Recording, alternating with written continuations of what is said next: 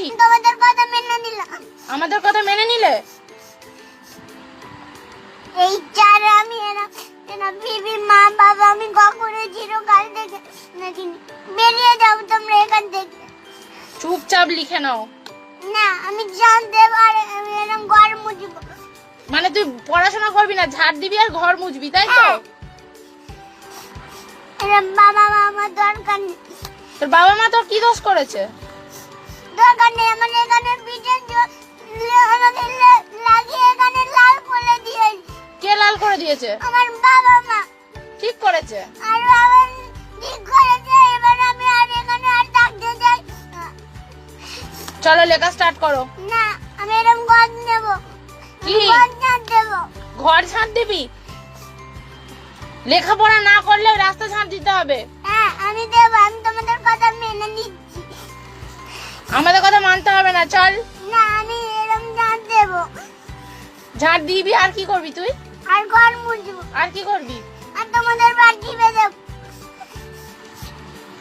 আর আমাদের পা টিপে দিবি? হ্যাঁ তাতেই তোর হয়ে যাবে? হ্যাঁ তা তোর এই মাথায় এই বুদ্ধিটা কে দিল? আমি জানি না। আমি একলাই শিখেছি। একলাই শিখেছিস? হ্যাঁ মানে বড় হয়ে তুই ঝাঁট দিবি আর ঘর মুছবি হ্যাঁ আর পা টিপে দিবি? হ্যাঁ এটা কোনো কথার কথা হলো? হ্যাঁ চল লেখ। এটা আমি মেনে নিচ্ছি। মেনে নিতে হবে না।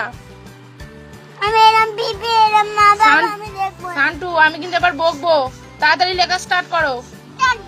তুমি নিজের কাজ নিজে করো। আমার কাজ আমি করছি। আর লেখা যদি ভুল হয়েছে, তোর কপালে আজকে দুঃখ আছে।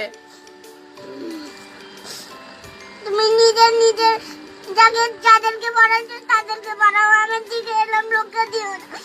তোমার দিকেই লক্ষ্য দিতে হবে, কারণ সবাই ভালো, তুমি একমাত্র পচা। তাহলে যদি পড়ছো তাহলে আমাকে ডাকছো কেন? এবার আমাকে বই বলাচ্ছ কেন? আমাকে বালতিতে দাও। এবার ঘর মুছে দাও। তা যখন থেকে বালতি আর নেতাটা নিয়ে যাও ঘর মুছাই। আচ্ছা তাহলে এখানে এনে দাও। আমি এখানে করে দিই। যা ঘর মুছাই। তোর ঘর মোছার অত শক্ত? ওই মেঝেতে কত নোংরা পড়ে থাকে, হাতে লাগবে, সেগুলো ভালো হবে তো? আমি কালো হয়ে যাই। আমি এরম বাজে মেয়ে হই। কালো হয়ে যাবি তাও ভালো? যখন আমাকে বই পড়াচ্ছে আমাকে বই পড়তে হবে। তা পড়ো, সুন্দর করে লিখবে। আমি একবার লেখা যেয়েছি, 10 বার দেখাবো না। আমি 10 বার দেখতে তখন তোমাদেরকে দেখাবো।